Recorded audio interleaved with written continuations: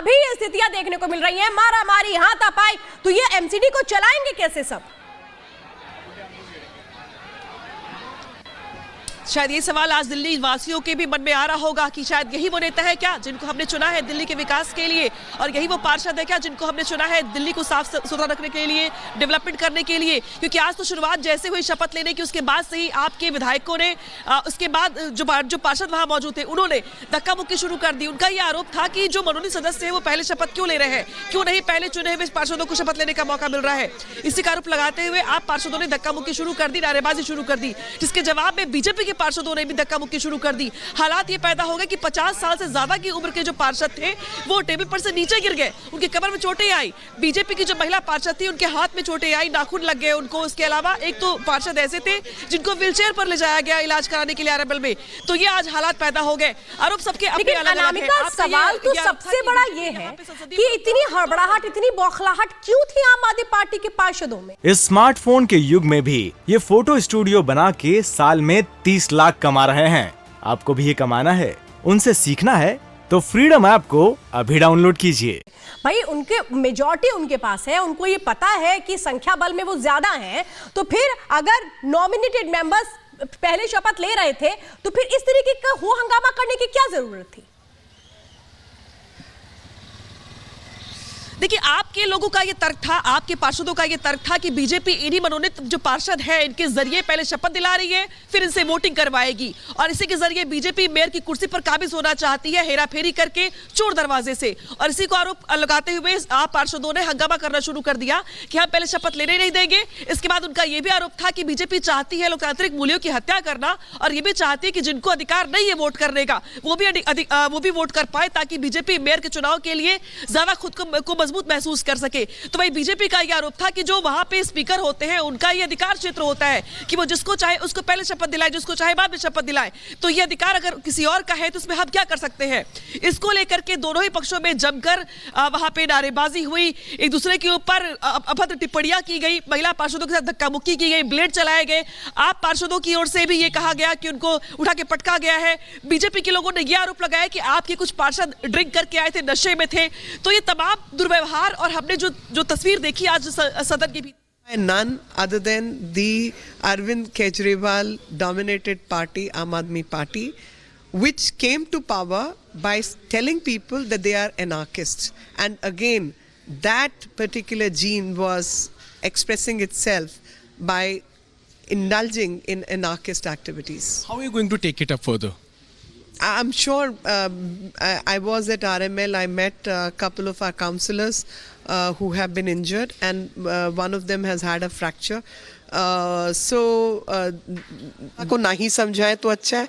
और सिर्फ मैं ये बताना चाहूँगी, सेक्शन 3(3)(b)(1 पढ़ लें जाके, घर जाके शांति से। हिंदी अंग्रेजी दोनों में उपलब्ध है, तो जो भाषा समझ आती है उसमें पढ़ लें और समझ लें कि देश का कानून जो कि केंद्रीय कानून है, सबसे पहले आपको ये समझना होगा, म्यूनिसिपल एक्ट, डीएमसी एक्ट, वो सेंट्रल गवर्नमेंट का एक्ट है।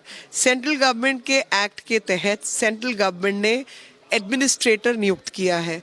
एडमिनिस्ट्रेटर को अधिकार है कि 10 लोगों को वो मनोनीत सदस्य बना सकते हैं। मनोनीत सदस्य बनाने के बाद एडमिनिस्ट्रेटर कौन होगा और एडमिनिस्ट्रेटर के अधिकार क्या होंगे वो उस कानून में लिखा है। सेक्शन 2 जो है, डेफिनेशन क्लॉज जो होता है, उसने बताया है कि एडमिनिस्ट्रेटर का मतलब लेफ्टिनेंट गवर्नर ऑफ दिल्ली होता है। वो पढ़ लें, शांति से पढ़ लें, और नहीं तो आप कहेंगे तो मैं पढ़ के सुना। आखिरी सवाल, फिगर जो है वो आम आदमी पार्टी के पास ज्यादा थी, बीजेपी के पास कम है, फिर भी आम आदमी पार्टी के भीतर जो डर था वो किस बात का डर बीजेपी समझ पा रही? आपको समझना होगा कि इन्होंने इतने साल तक म्युनिसिपल कॉरपोरेशन को पंगु बना के रखा। इनकी सिर्फ एजुकेशन एक विभाग का बजट 15 से 20 हजार करोड़ है। पूरी दिल्ली की म्युनिसिपल कॉरपोरेशन तीनों का, जिसमें 1500 स्कूल, अस्पताल, तमाम चीज़ें शामिल हैं, उसका बजट केवल 6000 करोड़ था। हर विधायक को ये 10 करोड़ देते हैं, जबकि सांसद को 5 करोड़ का अधिकार होता है डेवलपमेंट वर्क्स का। तो जो पार्षद चुन के आए हैं वो अपने अधिकार की लड़ाई पार्टी के भीतर लड़ेंगे या नहीं, और उसी लड़ाई का ये सिला मिला है इनको। क्योंकि इनके भीतर की जो लड़ाई है वो शायद दुनिया के सामने आएगी और पता चलेगा कि कितने लोग सिस्टम से नाराज होकर इनके खिलाफ वोट डालते हैं। तो आपने सुना मीनाक्षी लेखी को, जिनका सीधे तौर पर कहना है कि किसी भी तरीके से लोकतंत्र के अधिकार का हनन नहीं हुआ है। और अगर तो देखिए, इस वक्त आपको बता दें जो कुछ हुआ है उस पर यही सवाल है कि सदन की गरिमा को तार तार कर दिया गया। ये नहीं सोचा गया कि ये वो पार्षद हैं जिन पर जिम्मेदारी जनता ने तय की है। जनादेश का अपमान सीधे सीधे यहाँ पर हो रहा था, और अपमान कौन कर रहा था? वो पार्टी जिसके पास मेजॉरिटी है। अनामिका, अब तो सवाल ये है कि आज 2.5 घंटे के इस ड्रामे के बाद सदन को पूरे दिन के लिए स्थगित कर दिया गया। अब जब सदन फिर से शुरू होगा तो फिर से ये ड्रामा नहीं होगा, इसकी क्या गारंटी है? बिल्कुल, और ये गारंटी जो है अब दोनों ही पक्षों के विधायकों को, सांसदों को जो वोट करने पहुंचे थे और पार्षदों को ये गारंटी देनी पड़ेगी, क्योंकि हर बार अगर हालात ऐसे पैदा होंगे तो शायद कभी दिल्ली को मेयर मिल ही नहीं पाएगा। क्योंकि जिस तरीके से आज शपथ की शुरुआत में ये हंगामा शुरू हो गया, इस बात की गारंटी क्या है कि अगली बार हंगामा नहीं होगा? और जिस तरीके से दोनों ही पक्षों का व्यवहार था, पार्षदों का व्यवहार था, ये व्यवहार कहीं से भी सदन के भीतर मान्य नहीं हो सकता है। जब सदन के भीतर पुलिस बुलानी पड़े और पुलिस बुला करके पार्षदों को तितर बितर करना पड़े, जब महिला पार्षद टेबल पर से नीचे गिर जाए, उनके ऊपर कुछ लोग चढ़ जाए। इसके अलावा ये तस्वीर भी सामने आई जब पुरुष पार्षद महिलाओं को धक्का दे रहे थे। सोचिए जरा सा, ये सड़क छाप व्यवहार सदन के भीतर देखने को मिला। इसके बाद अंदाजा लगाइए आपके दिल्ली वालों के मन में क्या चल रहा होगा, दिल्ली के विकास को लेकर के उन पार्षदों के मन में। अनामिका, आपने ही बात की है बीजेपी सांसद मनोज तिवारी से, उन्होंने क्या कहा इस पूरे मामले पर, वो भी सुनते हैं। और सर ये बताइए कि जो हंगामा हुआ है आज, अब तो स्थगित कर दिया गया, क्या करेंगे आगे आप लोग? अब कल तक के लिए इसको एडजर्न कर दिया गया है,